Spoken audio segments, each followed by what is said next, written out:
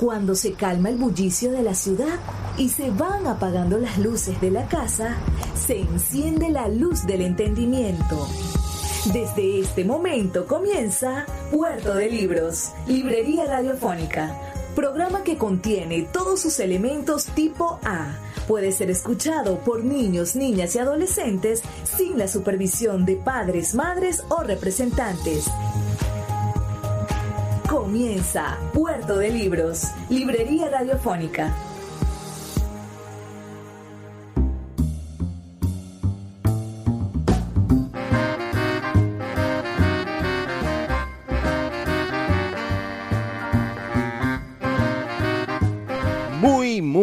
Muy buenas noches. Sean todos bienvenidos a este programa de Puerto de Libros, Librería Radiofónica.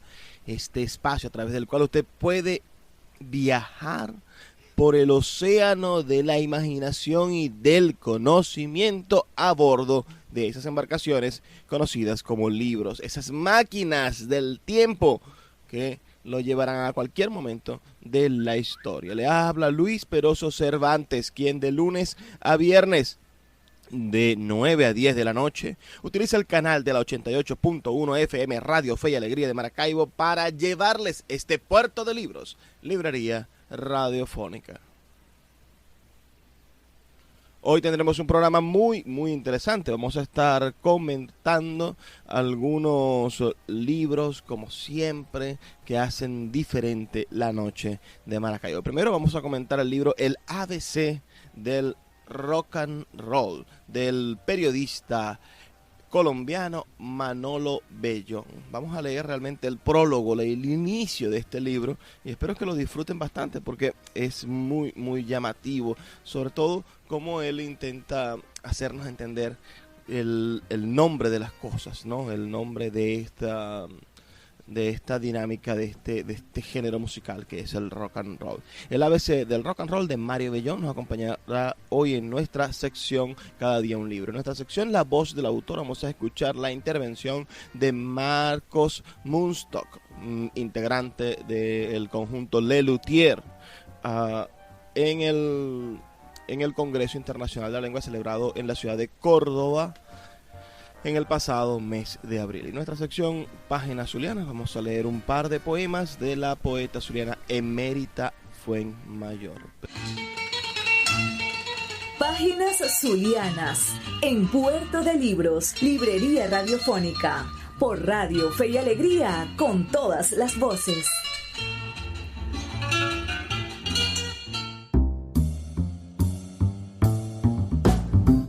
Hoy en nuestra sección Páginas Zulianas estaremos hablando acerca del libro del compromiso y la conveniencia, poemas de Emérita Fuenmayor, quien usó el seudónimo en el momento de Silvia Sorel. Nació en Maracaibo el 17 de febrero del año 1942.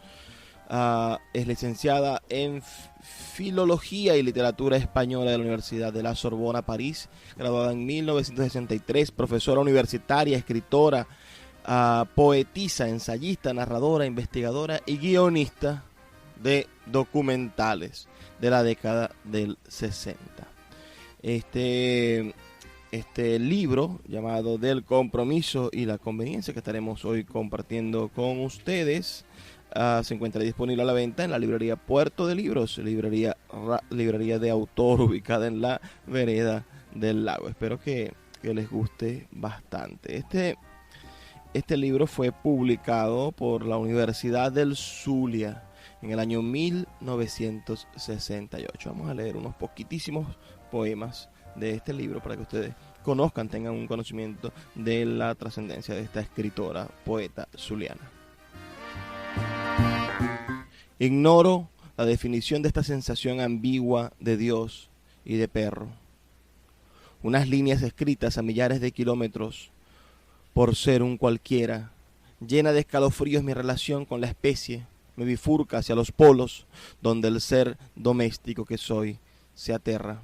Seguramente mi madre me nutrió de sabias silvestres o de una loba, de no ser que Roma careciese de sentido. Es posible que las hormas estatales fueran menos laberínticas entonces. para que mi yo infancia tuviese tantos resplandores de misterio. Que mis ancestros desconocieran el poblado y que fueran una línea de amazonas en condena es evidente. Una ligera penetración del mito en sus cuerpos arrojados a la multiplicación les dio un vehemente deseo de vínculo. Es cierto que las adaptaciones al género se heredan y el único hecho que contribuyó posiblemente a conservarlas fue una simple supervivencia del recuerdo o el sueño de un ciervo circunstancial donde el génesis se invierta. La posesión fue nuestra derrota. Desde el día que sentimos las piernas el andar nos limita. La infancia nos vocalizó en una impresión de tiempo y la inconsistencia amplió nuestra creencia. Tal vez fuimos orugas, la caparación se rompió, pero de las alas el polvillo nos enrojeció los ojos.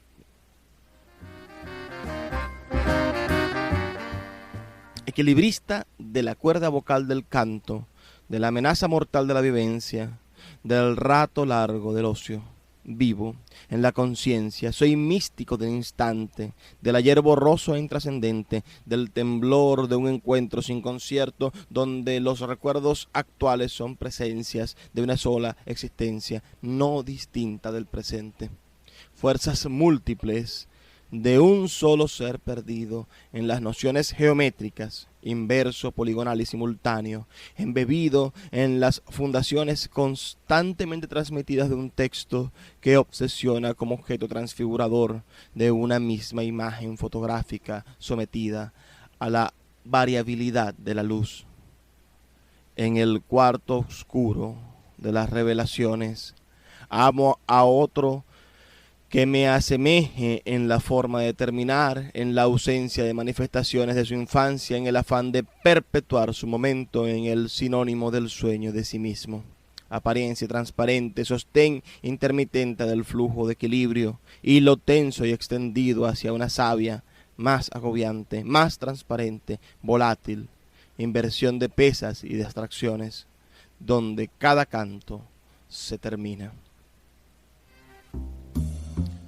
Como les comentaba, este libro está disponible en nuestra librería Puerto de Libros, librería de autor ubicada en la vereda del lago. Así que pueden pasar por allá, leerlo con confianza, sin ningún compromiso. Y si no, pueden acercarse y adquirirlo, porque para eso están los libros allí en nuestra librería. Vamos a identificar la emisora y volvemos en brevísimos 2 minutos aquí en Puerto de Libros, librería radiofónica. El poeta Luis Peroso Cervantes le acompaña en Puerto de Libros, librería radiofónica, por Radio Fe y Alegría, con todas las voces.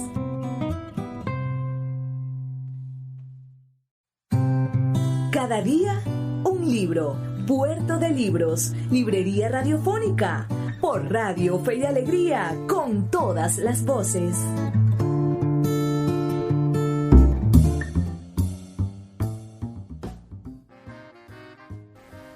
Hoy en nuestra sección Cada día un libro vamos a estar leyendo el prólogo de este maravilloso libro publicado por Taurus, el ABC del rock, todo lo que hay que saber, escrito por Manolo Bellón. Esto es un libro estupendo y Manolo Bellón nació en Bogotá en el año 1949. Desde 1969 ha dedicado su vida a los medios de comunicación y a la música. Ha sido director de emisoras juveniles y adultas y ha realizado programas de disc jockey con la música rock, pop, tanto en español como en inglés, donde está su fuerte.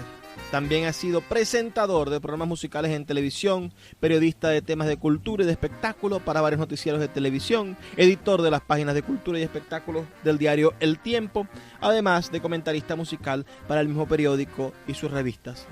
Escribe para lecturas de fin de semana de El Tiempo desde 1979 y en Portafolio desde el 2006. Es el único colombiano que, sin haber participado en una grabación, ha recibido un disco de oro por ventas del álbum número 1 de los Beatles en el año 2000.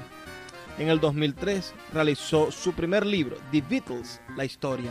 Y ahora vamos a estar leyendo y ofreciendo para ustedes la introducción, magnífica introducción de Mario Bellón, el ABC del rock. Un libro disponible en nuestra librería Puerto de Libros, librería de autor. Con ustedes, bueno, este texto tan interesante.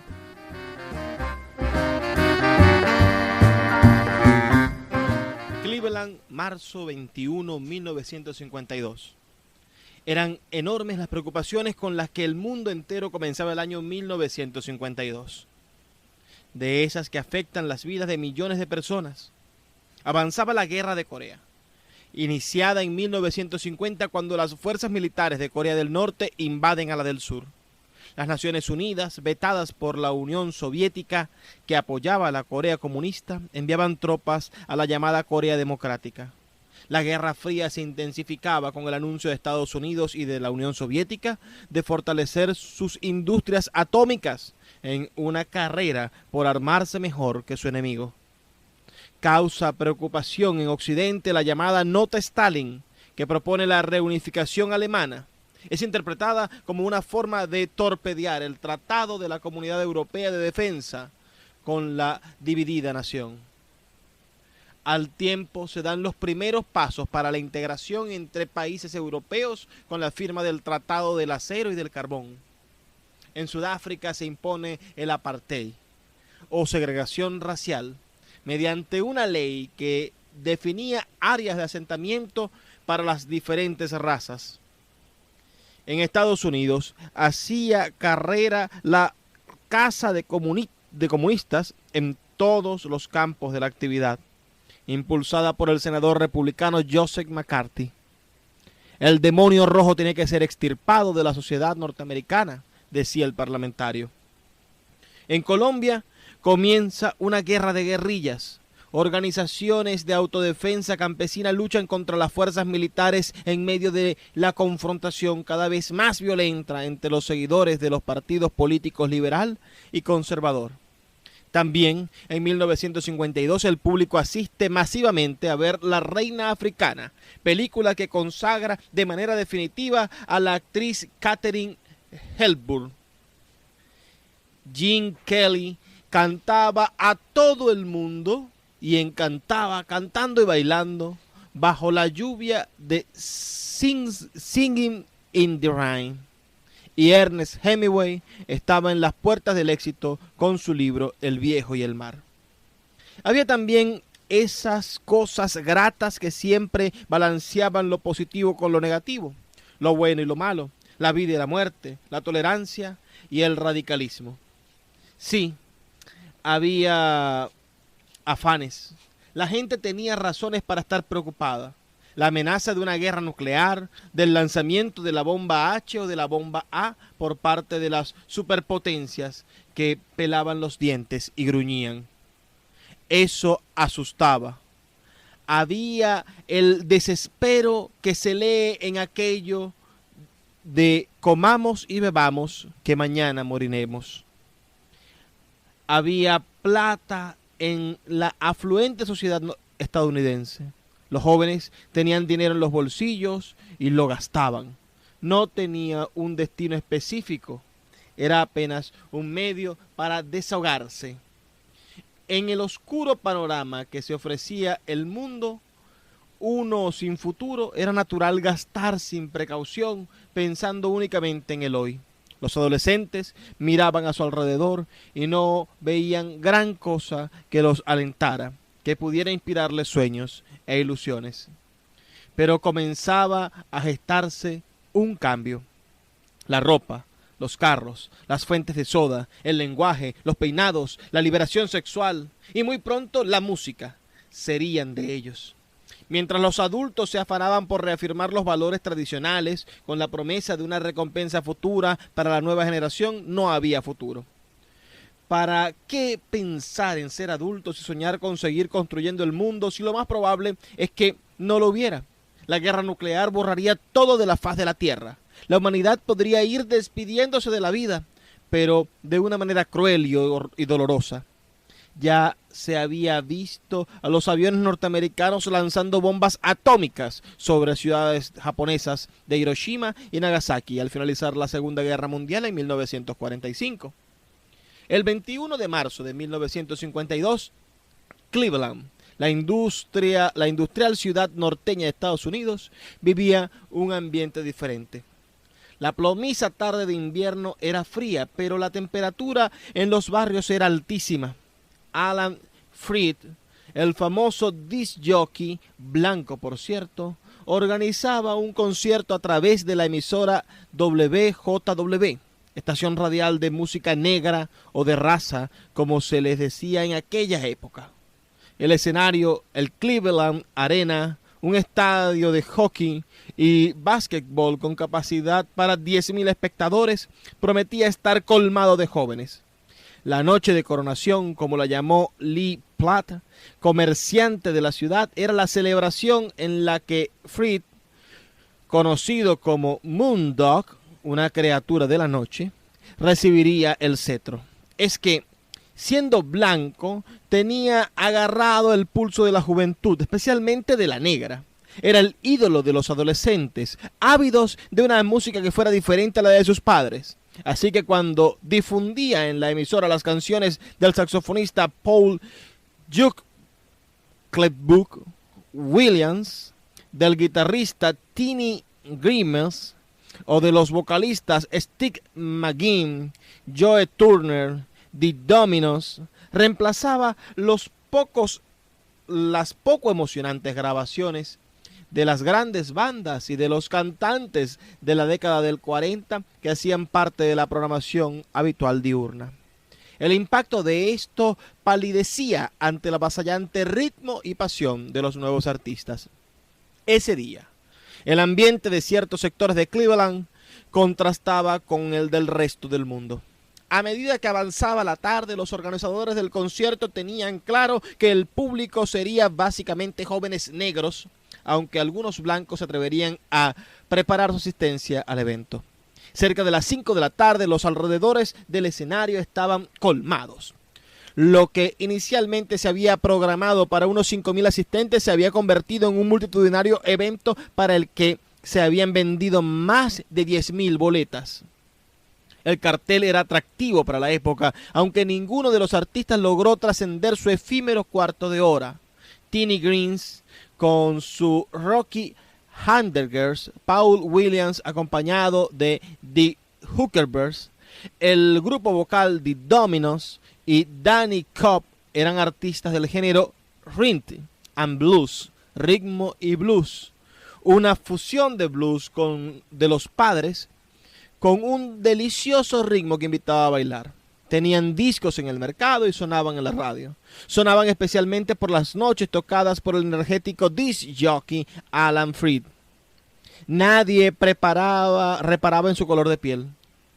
Esa cajita mágica que escupía los emotivos sonidos, que creaba sueños e ilusiones, no permitía distinguir la raza de quien hablaba. Tampoco era importante. Los negros lo escuchaban porque era su música y los blancos porque Freed los había convencido de escuchar música de raza, que no era malo. Se podía hacer que uno se moviera, que bailara, era suficiente. Ah, qué diferente a lo que escuchaba papá y mamá. El evento que organizaba el disc jockey prometía ser la fiesta más grande de todas. Hasta había espacio para bailar. Con todo esto en mente, la multitud se apretujó contra las puertas de la arena.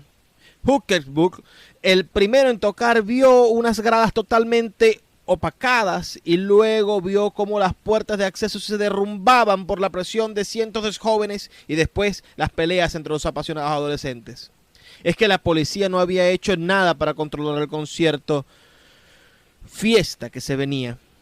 Nadie lo consideró necesario. Concierto de jóvenes negros, ¿qué podía pasar? Y por supuesto, los porteros y ujieres de la arena, habitualmente vestidos de smoking para atender a los fanáticos deportivos, no trabajarían en un evento de adolescentes negros. En conclusión, miles y miles de jóvenes alborotados, sin control, se salían de toda norma de disciplina y conveniencia. después de todo eran adolescentes, si se les servía en bandeja de plata la oportunidad de rebelarse, lo hacían. El concierto terminó casi antes de comenzar, en medio de una refriega entre los asistentes que muy pronto solo serían negros. Los pocos blancos, al primer conato de pelea, huirían. Pese al fracaso del concierto, Alan Freed siguió enloqueciendo con su programa de la noche a los adolescentes blancos y negros de la arena de Cleveland. No importaba que la fiesta hubiera terminado de manera tan abrupta. Esa relación amor-odio con la música había nacido. Miles de muchachos y muchachas seguían escuchando clandestinamente el Moondog, mientras sus padres inocentes dormían. Oían esas canciones que los blancos adultos insistían en llamar música de raza. Los negros la llamaban música negra y algunos rhythm and blues. El caso es que era música vivaz, alegre, juvenil, llena de deseos y provocaba bailar. Más tarde, Alan Freed comenzaría a llamarla rock and roll. El amor-odio, la paz-violencia, la creatividad-conformismo de esa noche del 21 de marzo de 1952 ha perseguido al género musical durante más de 50 años. Es parte de su esencia, de su definición, de su existencia misma. Algo diferente había comenzado esa noche. Se había sembrado la semilla del rock and roll. Ya en 1954, radicado en Nueva York, el demente, brillante y visionario Freed convirtió esa expresión en un grito de batalla para las generaciones que en adelante escucharían cualquier forma de música juvenil, rebelde, palpitante. Rock and roll, 3 palabras que eran más que música, pronto se convertirían en el símbolo de generaciones posteriores, en un estilo de vida del que trataré de dar cuenta en este libro. Desde sus comienzos hasta 1999, cuando el siglo y el milenio llegan a su final de una manera, ya lo verán, artísticamente triste y frustrante. El rock and roll, que nacía en el parto muy difícil, estaba destinado a ser la expresión de combate, rebeldía, juventud, libertad, de vida, que aún en el nuevo milenio seguiría teniendo vigencia. Así que nuestro viaje por la historia ha comenzado. Bienvenidos a bordo. Espero que les haya gustado el texto. Vamos a escuchar sus comentarios. Por favor, déjanos aquí en nuestra mensajería de texto 0424-672-3597 lo que opinas de este nacimiento del rock and roll. Y si escuchas este programa en YouTube, bueno, también déjanos abajo un comentario. Dinos qué opinas de el rock and roll, el nacimiento del rock and roll, y de este libro, el ABC del rock and roll de Mario Bellón. Vamos a identificar la emisora y volvemos en brevísimos 2 minutos y seguimos aquí en Puerto de Libros, Librería Radiofónica. El poeta Luis Peroso Cervantes le acompaña en Puerto de Libros, Librería Radiofónica, por Radio Fe y Alegría, con todas las voces. La voz del autor en Puerto de Libros, por Radio Fe y Alegría, con todas las voces. Hola, buenos días, estimado público, y me permito decir estimado público porque los organizadores estiman que hay en el recinto unas 800 personas, y ese es el famoso público estimado o estimado público. Mi primer reclamo a la Real Academia tiene que ver con un conflicto familiar. Durante años he presumido ante mi hija de conocer algunos secretos del idioma adquiridos en ámbitos tan dispares y queridos como la salita de locutores de Radio Municipal, las redacciones de varias agencias de publicidad y en el contexto de Lelutier, muy cuidadosos con las sutilezas del español. Así le expliqué a Lucía que no se dice desapercibido sino inadvertido, que se debe decir delante de mí y no delante mío, que las cosas se adecuan y no se adecúan, que no hay varias alternativas, sino solo una alternativa con varias opciones, que algo podría ser en lugar de pudiera ser, que no se dice te lo vuelvo a repetir, o que el que prevé lo que hace es prever y no prever, Y por más previsor que sea, muchas es que agregue prever, no preverá más que hace unos días atrás. Que hace unos días o unos días atrás. Bueno, mi hija me acaba de plantear que verifique mejor cada uno de esos supuestos errores, porque muchos ya han sido admitidos o aceptados como lenguaje coloquial o regional, y la estoy haciendo quedar mal con sus amigos. Bueno, ya entrando en materia, quiero hablarles de nuestro idioma y la medición del tiempo. Hay dichos del habla popular sobre el paso del tiempo elocuentes y graciosos, pero a la vez muy imperfectos. Yo propongo desde aquí una valoración más estricta de las unidades de tiempo del habla popular. Hay que ordenarlas y codificarlas, asignarle a cada una un valor preciso en comparación con las otras.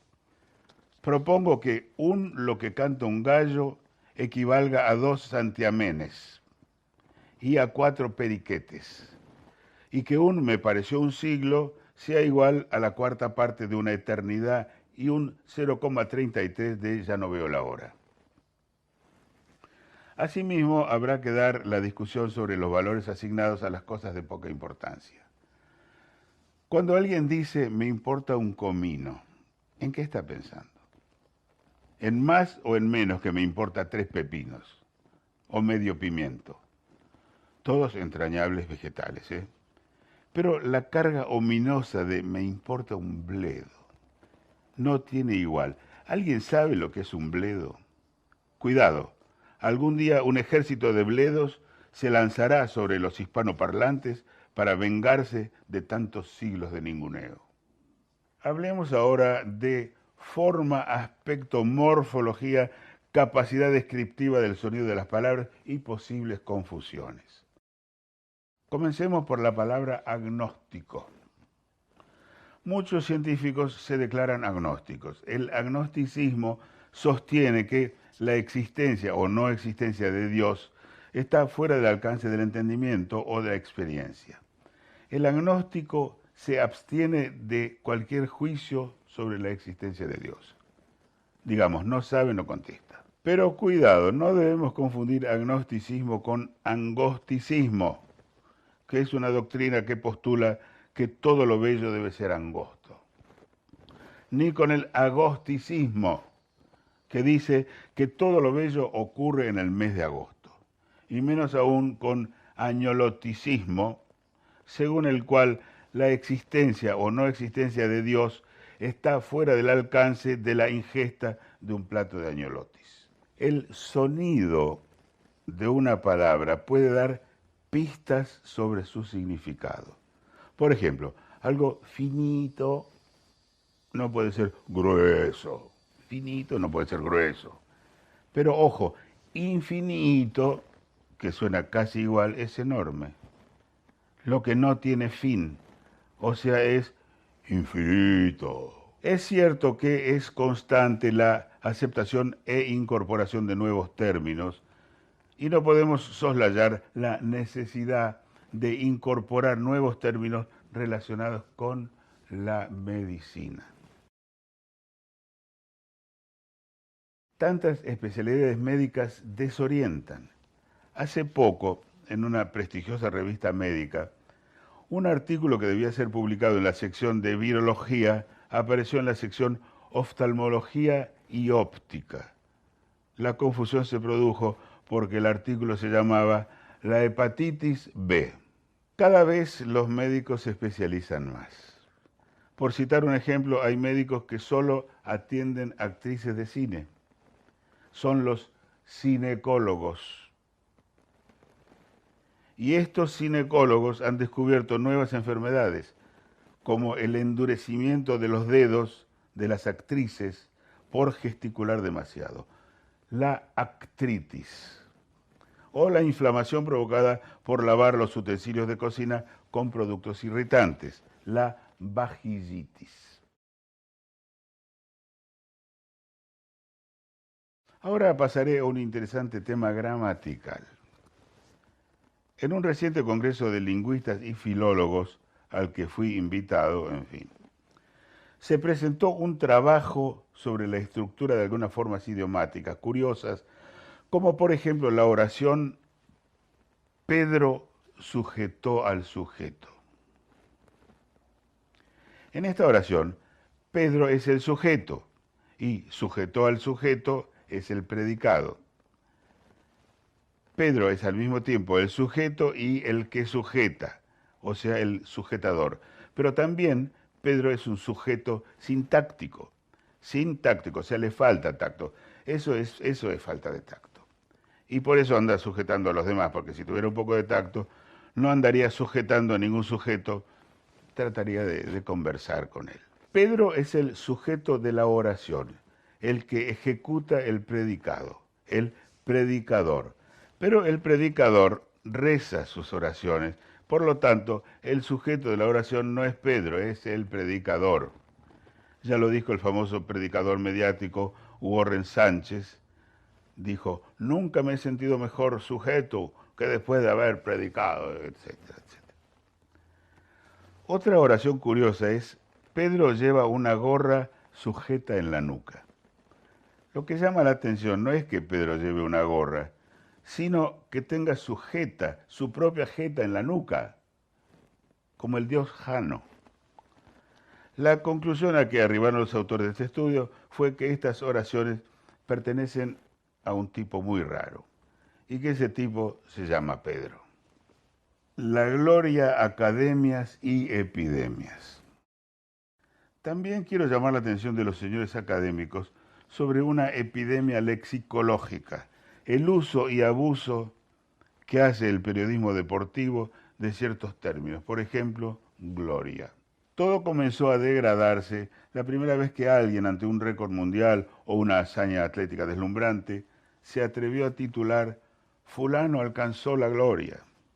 Ahora gloria ya es la de un empate sobre la hora, o la de un equipo que se salva raspando del descenso, o la del que gana un amistoso de verano. Y el colmo ocurrió hace unos meses. Resulta que a un delantero de un equipo de provincias le tocó someterse al examen antidoping. Tal vez por una excesiva deshidratación o por el pudor comprensible ante esas miradas extrañas para un acto de naturaleza tan íntima, lo que debía ser un trámite rápido y rutinario, más precisamente rutiurinario, se había convertido en un suplicio, en una micción imposible. Por fin, y luego de 2 horas de esforzadas contracciones, nuestro futbolista consiguió completar el volumen requerido, aportar la muestra en el recipiente destinado a tal fin, o como se dice vulgarmente, logró hacerlo dentro del tarro. ¿Saben cómo tituló la noticia un vespertino de gran circulación? A 8 columnas. Osorio pudo orinar, alcanzó la gloria. Para prevenir este tipo de epidemias y elevar el nivel, un recurso posible son los talleres literarios. Pero, señores académicos, hablemos brevemente sobre el auge de los talleres literarios. Creo que es urgente aclarar su alcance, utilidad y propósito, porque muchos inexpertos se confunden. Conozco el caso de un joven aspirante de escritor que se dirigió resueltamente hacia la dirección que le había dado un amigo. Tocó el timbre. ¿Aquí es el taller literario?, le preguntó al joven de pelo largo y gafas que le abrió la puerta. Bueno, mira, aquí te dejo este cuento para que me lo arreglen. ¿Podrá estar para el martes? Como ustedes sabrán, yo también soy escritor y por necesidad he cultivado todos los géneros. Un prestigioso crítico literario dijo de mí: llama la atención su atrevida prosa, no por su valentía, sino porque uno piensa, este tipo, cómo se atreve a escribir. Allá él. Sigue el crítico. Entre sus libros más difundidos se encuentra su tratado Crítica a los refranes tradicionales. Aclaremos que es un tratado no por su profundidad, sino porque ha tratado de desarrollar un tema y no ha podido. En Crítica a los refranes tradicionales, yo denuncio los notables silogismos que los refranes usuales han ido construyendo en silencio a nuestras espaldas. Por ejemplo, cría cuervos y te sacarán los ojos es del todo coherente con el ojo del patrón engorda el ganado. O sea, los cuervos que tú crías te sacarán los ojos, se los comerán y engordarán consecuentemente. Otra conspiración de refranes más compleja aún es esta.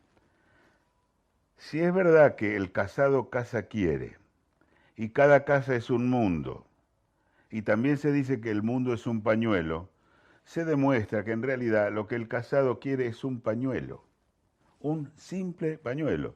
Me parece una dote muy razonable. También propongo formas más directas para algunos refranes conocidos. Por ejemplo, donde manda capitán no manda marinero. Eso es redundante. Propongo el más explícito, donde manda capitán hay que ir.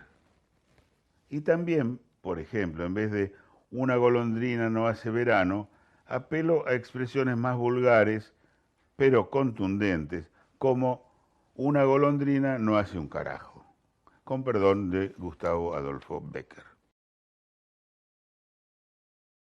En este punto quiero referirme a los libros de autoayuda y pedir que la Real Academia y el Instituto Cervantes supervisen su proliferación. No se puede negar la importancia de los libros de autoayuda.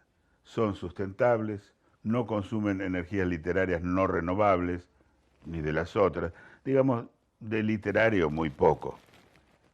Propongo a la Real Academia y al Instituto Cervantes apoyar el desarrollo de los libros de autoayuda de última generación, los libros de autolectura, o sea, libros que se leen solos.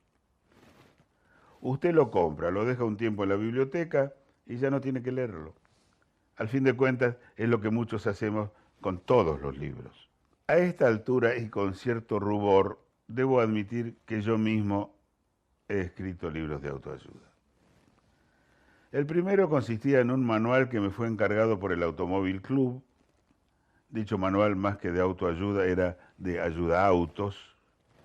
Fue un libro incomprendido por el gran público y eso me llevó a escribir el siguiente, titulado Ayuda para leer libros de autoayuda, que fue un éxito, ese sí. También firmé un título voluntarista, ¿Qué ganas conseguir durmiendo?, que luego yo mismo refuté con otro titulado ¿Qué ganas de seguir durmiendo? Después escribí unas instrucciones para dirigir teatro clásico, tituladas Monte su propio Shakespeare. Y me fue mal porque lo exhibían en la sección equitación de las librerías. Pero tal vez el que más satisfacciones me trajo lo escribí para la colección Temas Eróticos. Se llama Manual de Autoayuda, Autoayuda Manual. Y ahora ya para despedirme les voy a leer Invocación al Amor de mi libro La vida hay que vivirla, que es para lo único que sirve. Dice así: amaos los unos a los otros, más aún amaos los unos sobre los otros. Como decía Atila, rey de los hunos, amaos los unos a los unos. O como brindan los traficantes de armas, armaos los unos contra los otros. Precios especiales. Brindemos, levantad las copas y mamaos los unos y los otros. Y si queréis salir en la foto, arrimaos los unos a los otros.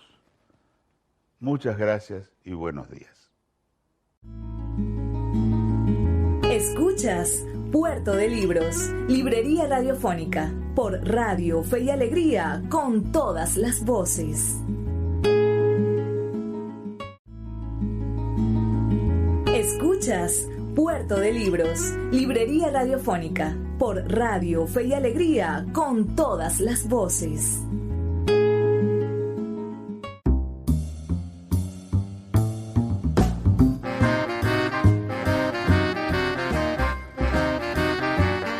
Seguimos en Puerto de Libros, librería radiofónica. Acabamos de escuchar hace un ratito la intervención del locutor, redactor publicitario, actor y humorista argentino Carlos Mundstock, que es integrante del grupo de música y humor Le Luthier, uno de los más exquisitos, inteligentes y provocadores grupos humorísticos de la música en español. Le Luthier está activo como grupo de música desde el año 1967 y bueno, nos ha dejado gratísimos trabajos artísticos en los cuales podemos disfrutar de su inteligencia y de todas estas cosas deliciosas que significan. Yo les recomiendo meterse en YouTube, meterse en las redes sociales y escuchar un poco más de Le Luthier. Nunca dejen de escucharlo, lleven siempre en su soundtrack un poquito de humor inteligente latinoamericano, argentino, para ser más específico. Bueno, esta participación, esta ponencia de Marcos Mundstock se desarrolló durante el Congreso Internacional de la Lengua, celebrado en la ciudad de Córdoba, en Argentina.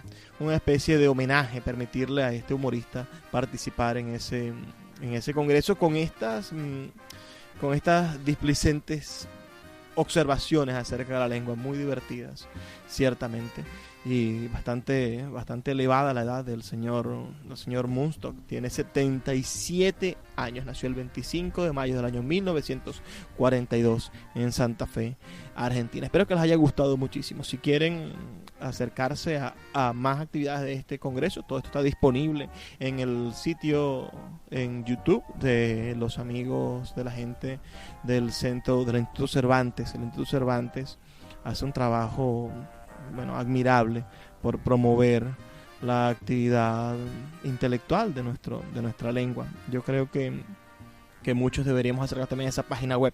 El Instituto Cervantes tiene cientos, si no miles, de libros disponibles en PDF para que nosotros podamos leer obras fundamentales de la literatura en español.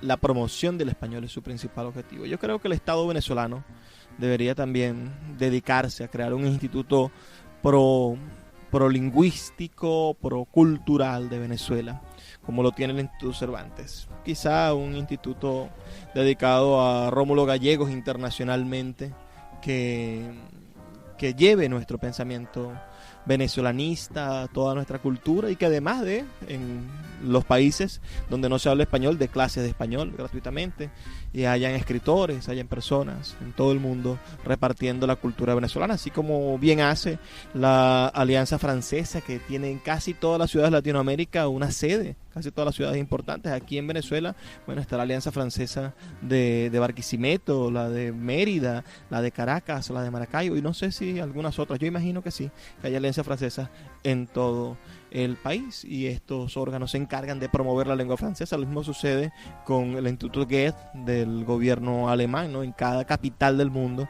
hay un instituto que promueve la cultura alemana. Lo mismo sucede con la Embajada de Italia y otros espacios de promoción literaria, de promoción artística, intelectual, cultural. Eso debe de suceder. Venezuela debería preocuparse en el futuro de eso, en el momento en el que no solamente nos demos cuenta que estamos en una crisis económica, en una crisis social, en una crisis de salud, en una crisis de transporte, en una crisis alimenticia, sino que también estamos inmersos en una crisis cultural, y debe de ser todos estos problemas atacados de manera simultánea. Es decir, no podemos pensar que la cultura y que todos los elementos desde el saber humano, que nuestra educación y que la salud, etcétera, va a ser atacados los problemas individualmente, porque si no, los otros problemas van a terminar consumiendo, corroyendo el avance que hagamos en las diferentes áreas específicas a las que nos indiquemos. Debe de hacerse un trabajo pluripolar, multifocal, en el rescate del país, en el momento en el que comienza el rescate del país, porque el principal problema que tenemos como nación, creo yo, y lo deja en evidencia el informe de la señora Bachelet sobre las violaciones de derechos humanos que existen en Venezuela, el principal problema que tenemos como nación es que no ha comenzado aún el rescate del país. Quienes gobiernan no quieren aceptar que estamos inmersos en una crisis, y el principal caso para aceptar un problema, para cambiar un problema, es aceptarlo. El principal paso para poder aceptar que hay alcoholismo en nosotros o que somos adictos a algún tipo de sustancia es reconocerlo. Si no reconoce usted, señor gobernador, señor alcalde, señor presidente de la República, señores constituyentes, pseudo constituyentes, si no reconocen ustedes que están en el poder, que tienen la posibilidad de cambiar las políticas de administración pública, si no reconocen que estamos haciéndolo mal, que el país va mal, no vamos a poder empezar a cambiar las cosas. Y después usted también, ciudadano, tiene que darse cuenta de que el país va mal y ver qué pequeña responsabilidad puede tener usted en la ejecución de estos problemas que nosotros estamos viviendo y padeciendo. Así que seamos parte nosotros de la solución también, y eso comienza por darnos cuenta de cuál es nuestra responsabilidad particular, porque desde tirar la basura en el lugar donde no se debe, desde agredir al otro, de tener una conducta autodestructiva, hasta votar por personas malas, que personas no preparadas para los cargos públicos. Bueno, todo eso son parte de nuestras responsabilidades individuales que debemos nosotros intentar orientarlas hacia las soluciones. ¿Cuál es la solución que yo les ofrezco? Bueno, leer. Vamos a leer, vamos a buscar libros. Los libros siempre nos ayudan a pensar mejor, señoras y señores. Ya llegamos al fin de nuestro programa Puerto de Libros, librería radiofónica. Espero que hayan disfrutado tanto como yo esta noche, que se hayan divertido un poco con las intervenciones que nos hemos inventado, que nos hemos propuesto, que hayan llegado de alguna manera a una reflexión profunda de quiénes somos, y que les haya gustado sin lugar a dudas todo lo que ha tenido que ver con la música, con el juego, con el decir, con el desdecir. Espero que sean ustedes también partes de este renombrar de las cosas, y todo esto se logra a través de la poesía. He trabajado para ustedes con muchísimo cariño, como lo hago todos los días, de lunes a viernes, de 9 a 10 de la noche, por esta nuestra señal, nuestra emisora, la 88.1 FM Fe y Alegría de Maracaibo. Sea usted también parte de este proyecto, escríbanos al 0424-672-3597 o déjanos un comentario en nuestras redes sociales, @librería radio en Twitter y en Instagram, y Librería Radiofónica en Facebook. Si nos estás escuchando posteriormente, cuando ya están nuestros programas cargados en YouTube, bueno, déjanos un comentario dándonos tu opinión en la caja de comentarios. No puedo despedirme sin decirle lo que siempre les digo, amigos míos. Por favor, sean felices, lean poesía.